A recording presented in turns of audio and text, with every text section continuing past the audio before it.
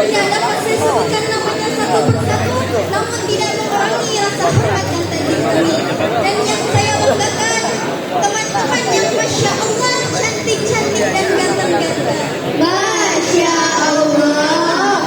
Salawat bermutiarakan salam setiap waktu tujuan infakkan kepada junjungan kita, revolusioner Islam dunia, mendongkrak kebatilan, penghancur kemungkaran, membawa rahmat seluruh alam.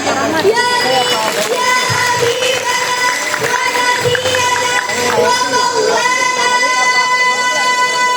Muhammadin.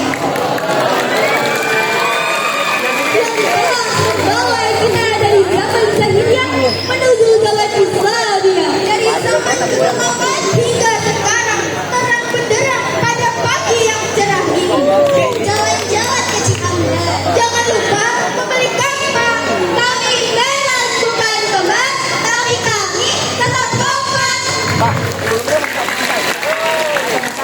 Hadirin wal hadirat rahimakumullah.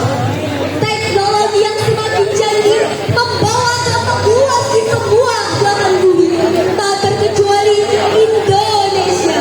Ialah sadar bisa bermata dua, bisa memberikan nilai positif dan negatif, tergantung siapa yang memanfaatkannya. Teknologi informasi misalnya bisa menjadi media pembentukan karakter terpuji atau al-akhlakul karimah, dan bisa menjadi media pembentukan dekadensi moral atau al-akhlakul mazmumah, khususnya bagi generasi muda. Berita tentang seks bebas dan kematian akibat miras dan narkoba di kalangan generasi muda hampir setiap hari memenuhi halaman media sosial. Kita mencari perhatian melihat generasi muda kita yang telah jauh dari nilai-nilai Al-Quran. Oleh karena itu, pada kesempatan yang penuh uhuah ini, kami akan menyampaikan sarangan yang